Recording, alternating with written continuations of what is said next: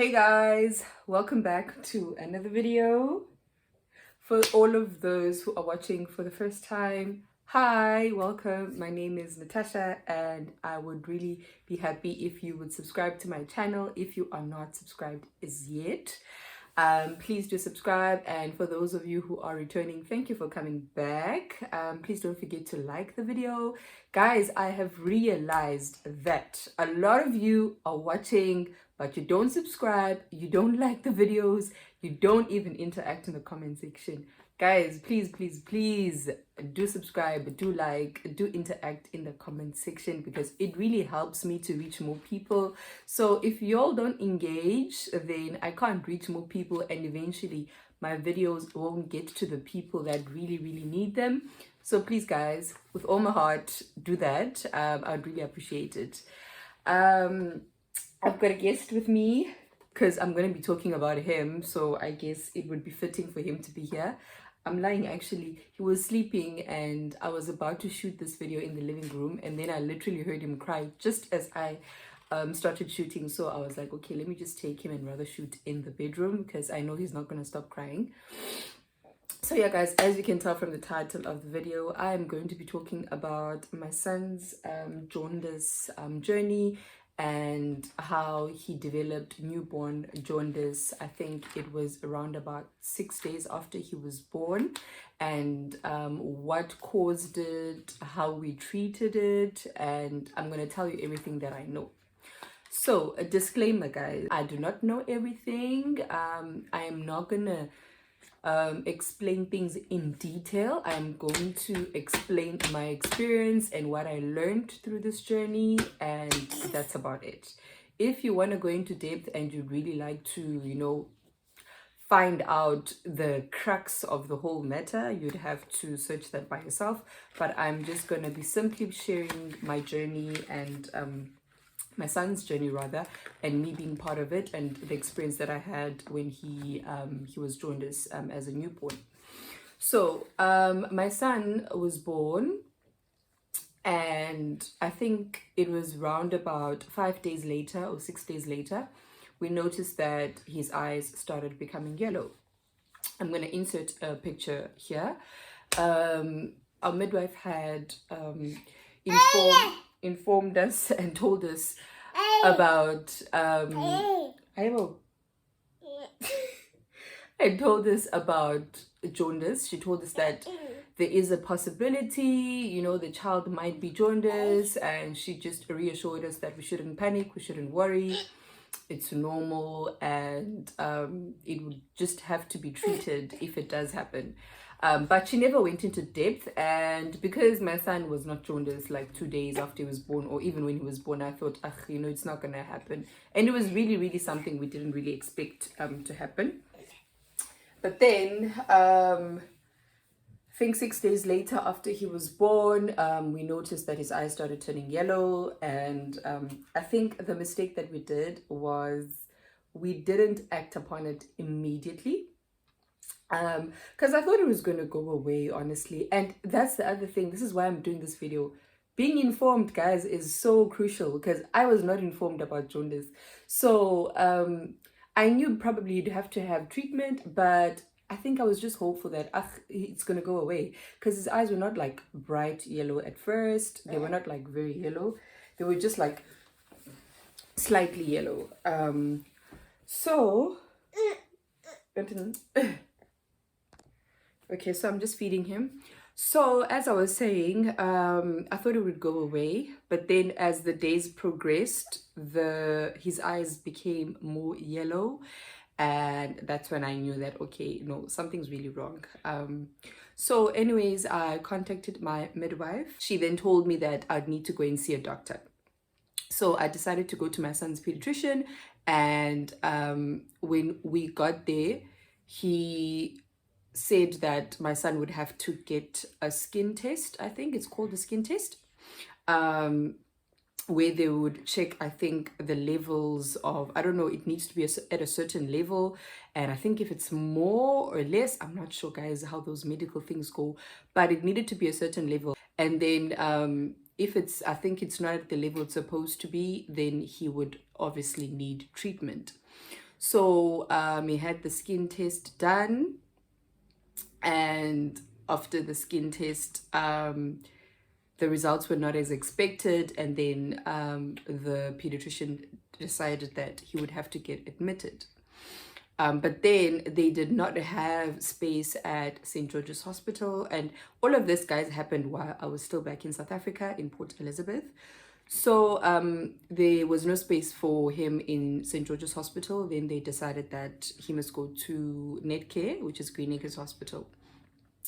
When we got there, they gave him a bed, and basically the whole process of phototherapy treatment had to be started on him. Okay, so I'm going to pause there before I go on. So this is what I learned in my journey with umdanam being jaundice. Jaundice basically is caused by high levels of bilirubin. For those of you who do not know, bilirubin is a waste compound that is formed by the baby's body when it is trying to get rid of old red blood cells when they are born. So sometimes it happens that the bilirubin levels do not get released, or they are not removed from the child's body fully or properly. So that increases the bilirubin level in the child's body, and in turn affects the child's liver. And that is what causes the child to have the yellowing in the eyes. Sometimes some kids are born with jaundice rather. They would be yellow in color, like in their skin color, or some would just have yellow eyes when they are born. Some it develops gradually, which is what happened to my son. So I've also learned that there are different types of jaundice. There's breastfeeding jaundice, which could be passed from mother to child while breastfeeding. And there is also, what do they call it? I think it's called, I have it here somewhere. I think it's called jaundice of prematurity. I think, yeah, when your child is premature, because now obviously the child's liver has not developed fully, so it could cause jaundice if your child is born prematurely. And I think the other one is some blood type of jaundice. I think if your blood type is not the same as your baby's, and your baby's body is kind of like fighting the different types of blood or something like that, so that could be another one also. I think there is more, but those are the ones that I know of at the moment. So basically that is what causes jaundice. It's bilirubin. So I think bilirubin levels are supposed to be at a certain level for it to kind of like wear out on its own. It is obviously excreted by the body through, the baby urinating and him obviously doing a number two. So if ever that level is too high, I think the child's body cannot excrete it or remove it from their body by themselves. They would obviously need assistance through treatment. So the treatment that my son went through was phototherapy. As you can tell from the display picture. What is it called? A banner or display picture of this video. I'm going to be inserting clips and pictures while I speak to just show you guys the proper pictures, because obviously the banner is not clear. So yeah, he went through phototherapy for 2 days. I think it was 2 days, 3 days. It was 2 days, I think. He went into his third day, but then he never spent a full day at the hospital. We spent 2 full days, and then the third day we left, I think in the morning, right? Yeah, in the morning, yeah. So he went through phototherapy, and apparently phototherapy is a treatment for jaundice, which is basically they shine the blue light. I think it's a UV light that they shine on the child to kind of like, I don't want to say kill or what, but to basically destroy jaundice, yabona, decrease bilirubin levels emntaneni. So there are quite a few treatments for jaundice. I think the phototherapy treatment is kind of like, not worst case scenario, but it's like when you've tried everything like home remedies and nothing is working, then you would have to now go through phototherapy treatment. But I know some of the treatments for jaundice are you need to expose your child to a lot of sunlight. And this does not mean you must put them in direct sun. Guys, please, ningatshisa abantwana okanye nenze abantwana abancinci babe ne-cancer. But basically, you need to cover his body, cover his eyes, and just literally sit maybe in sunlight with him or with your baby. And another treatment that they usually suggest, or not really a treatment, but what they usually advise you to do if your child is jaundice is to breastfeed a lot. If you do not breastfeed, whatever your child is drinking, formula, you need to just give the child a lot of liquids so that the child can flush the jaundice out. And obviously you as a parent need to eat well if you are breastfeeding. So for those of you who do not know, I've breastfed my child like exclusively since he was born. But the older that he's getting, because I've started work, I cannot breastfeed him during the day, obviously. And my son does not like the bottle. We have tried, guys, Zambile. He does not like breast milk through the bottle. He does not really like formula. He drinks it, I think, when he's really desperate at daycare. So we are basically, I breastfed him like since he was born.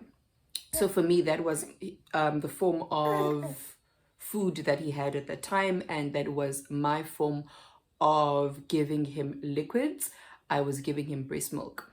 So breast milk, exposing your baby to a lot of sun, and if you are breastfeeding, you need to eat healthy as a mother and make sure that your health is on par. And if your child is solely dependent on formula, you need to make sure that you give them a lot of formula so that they can wash the bilirubin out. I've never heard of a case where a child developed jaundice at an older stage or older age. So I wouldn't really speak much about that, but I'm just sharing my experience with my son being a newborn and developing jaundice as a newborn. Those are the home remedy treatments that were suggested to implement. The time I think we noticed that his eyes started turning yellow until the time that we went to the hospital, and even after we left the hospital, we were advised to just carry on with those form of home treatments. And then back to hospital, we went through phototherapy. They obviously had to undress him. He had to be under the UV lights all the time. I couldn't sleep with him on the bed. He had to sleep under the incubator. I think it's called an incubator. Yeah, and then they obviously put these UV lights all around the incubator to shine on him. And then they gave him his eye shields so that obviously the light does not go into his eyes, because that is very dangerous. It was very crucial for me to make sure that he does not take off those eye shields, because apparently if the UV light shines into the child's eyes, it could cause blindness. I think if it shines to a certain level or something like that.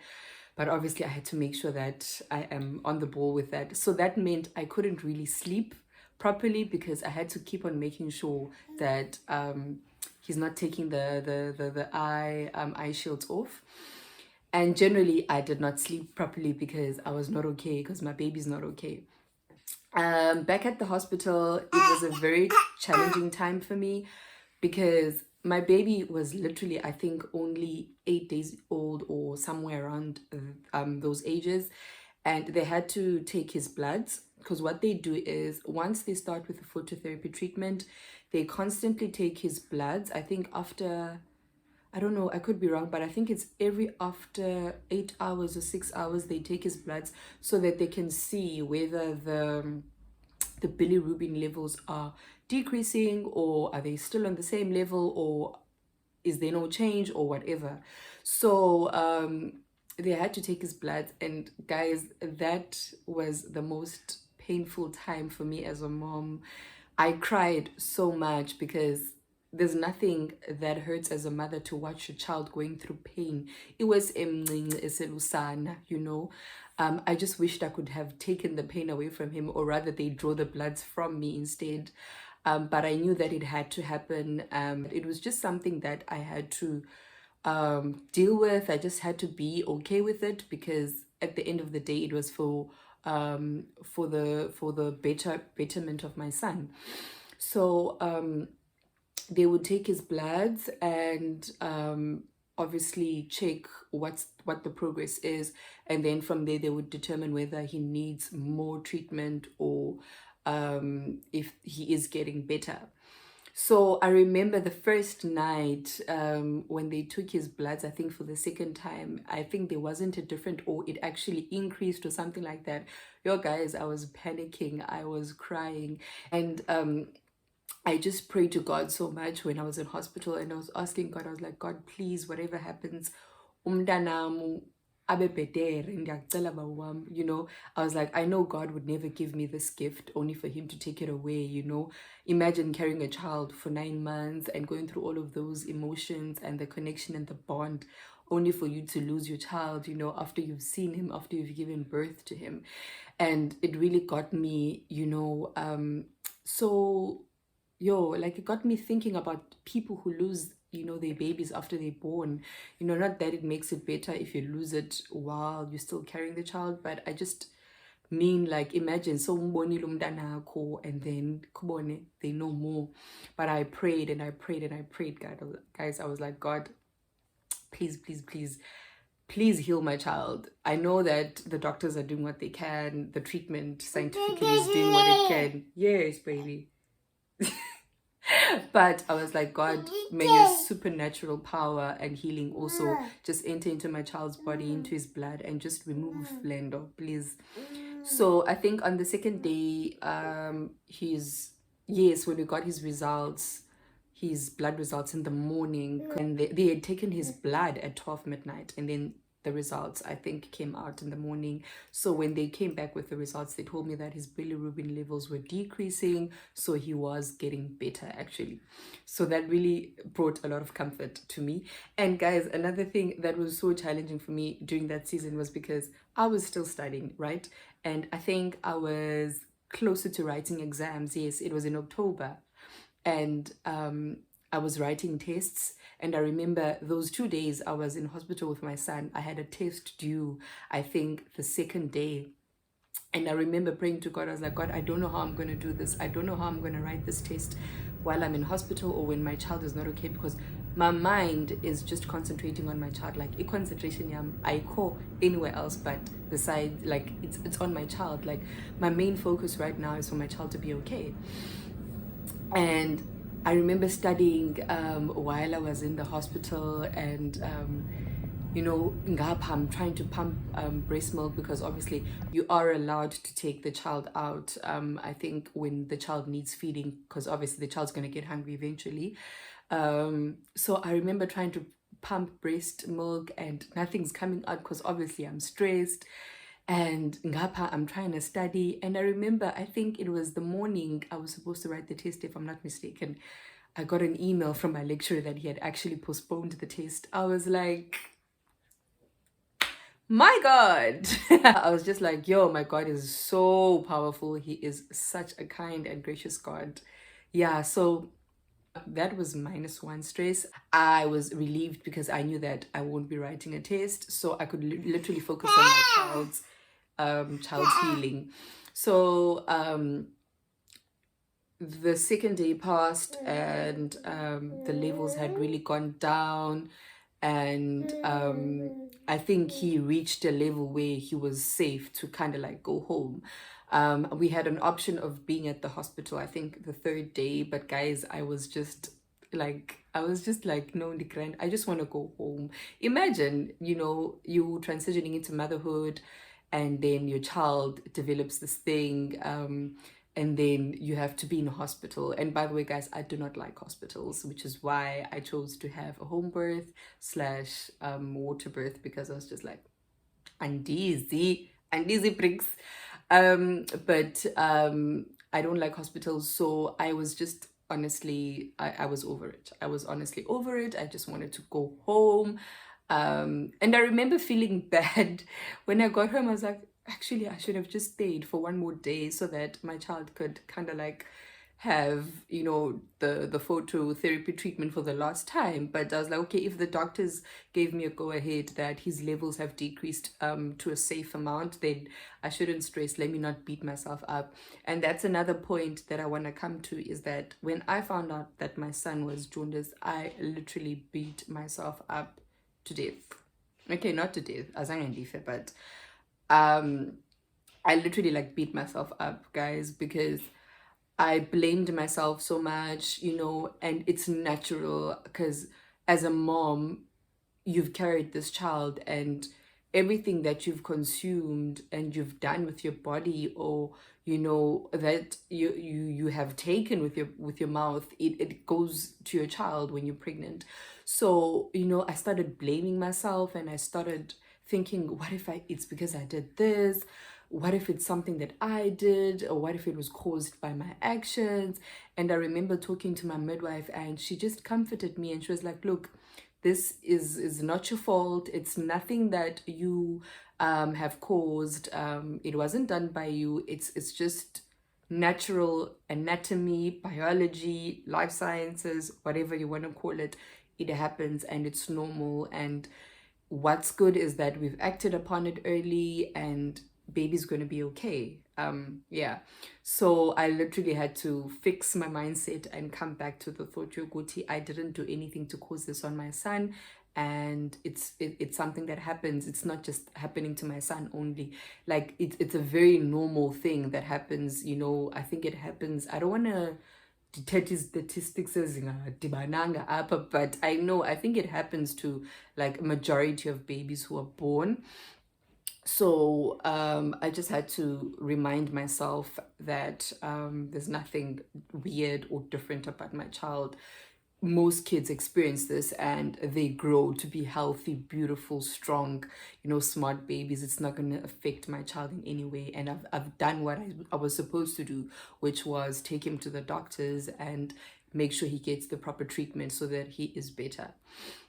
So my reason for doing this video, I just want to encourage any mother out there who might have a child who is currently jaundice, or if you are pregnant, if your child does come out jaundice, don't panic, don't stress, don't blame yourself. Just make sure you do the right thing and do what the doctors tell you that you need to do, and make sure you give your child lots of fluids.